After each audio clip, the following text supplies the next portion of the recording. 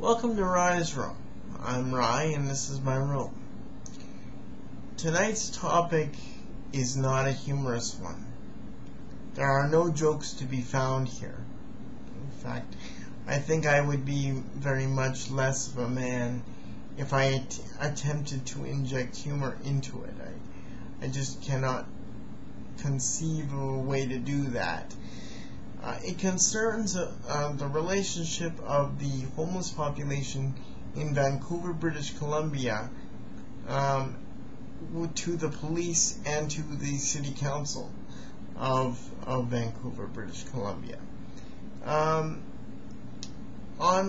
Monday of this week, I saw a news report on CTV News which discussed a development with the city in which the police were given the authority to take homeless individuals who were refusing assistance into protective custody in times of extreme weather over the winter months, to get them off the streets before they were injured or potentially killed by the cold. This news report also detailed two examples, one of someone who died on a sidewalk, a slab of cold concrete from the cold, and another of a man who died in his wheelchair on the sidewalk of the cold. And I had to think very long and hard before I took up this topic, because it is so emotionally charged and controversial, and rightly so. I don't like being of two minds on issues. I like taking a position one way or the other and sticking to it. If I change my mind later on, so be it. If people disagree with me and convince me to change my mind, great, wonderful. My positions and opinions can evolve. In this case, however, I am of two minds. On the one hand, I really do not think anyone should have to suffer the fate of freezing to death on a city street or a sidewalk if someone who is homeless refuses assistance, refuses to go to a shelter on a cold night, as some homeless people do for whatever reason. Perhaps the police, who are often, I am told, the first responders to issues with homeless people, or among the first responders at the very least. The police are often pressed into the role of ad hoc counselors, ad hoc social workers, contact people with regard to the homeless. So the police perhaps are in a unique position to engage the homeless, to make these sort of judgment calls, and where someone perhaps is not in a emotional or cognitive position to make an informed decision regarding their welfare, to assist them and compel them into the safer and the wiser course of action. I can see merits there.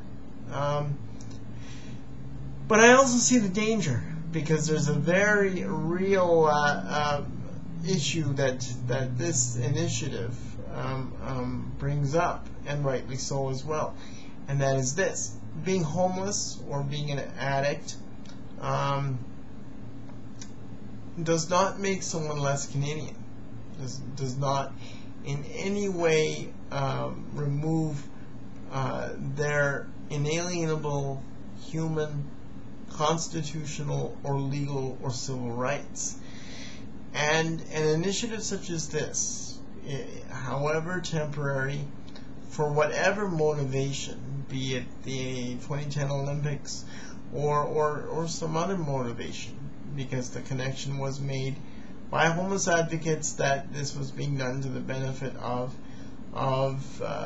the Winter Olympics. That is really neither here nor there for me, because again, a move like this, if it keeps someone from freezing to death on the streets, I see the merits there. regardless of the motivation.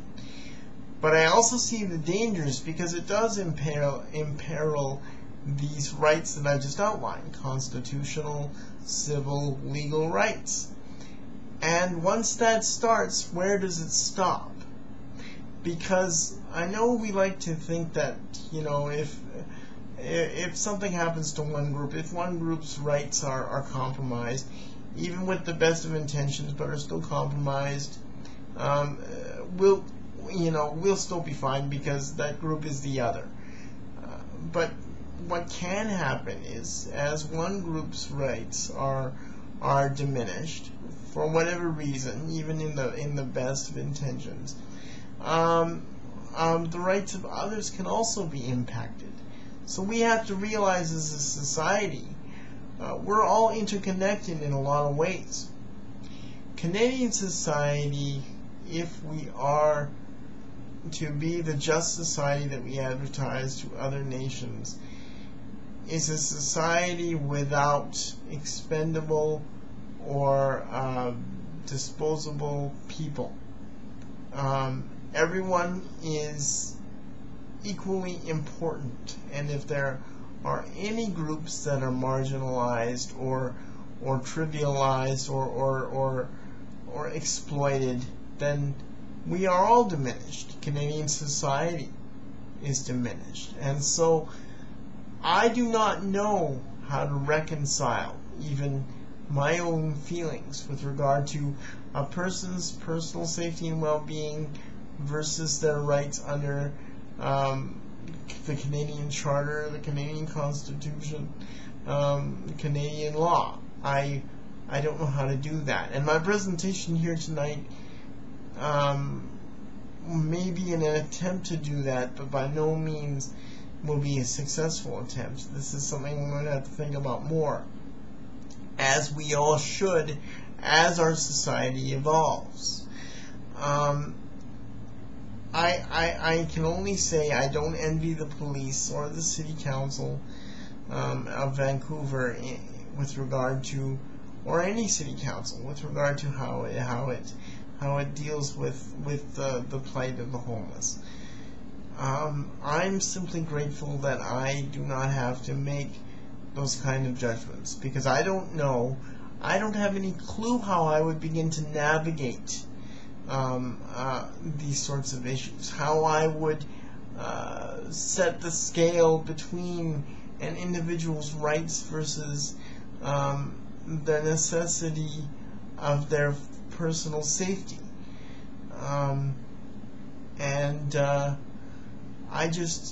I find it unfortunate that situations like this exist.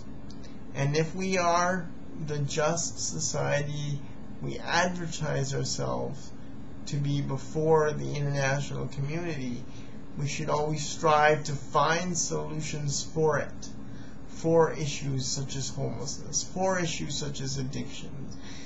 And this is another phase in that ongoing process. It is not easy, it is not fair, it is emotionally charged, and it is controversial. And I cannot say I'm especially comfortable injecting my words into the process, but there are times when I see stories that my voice must be heard, and in this regard I felt that my voice should be heard. And that's my piece. Take from it what you will, do with it what you will, and make up your own mind. Agreed or disagreed with me, it's fine, so long as we give due consideration to these issues. So anyway, I'm Rye. This is my room, and this has been Rye's room. Hope to see you soon.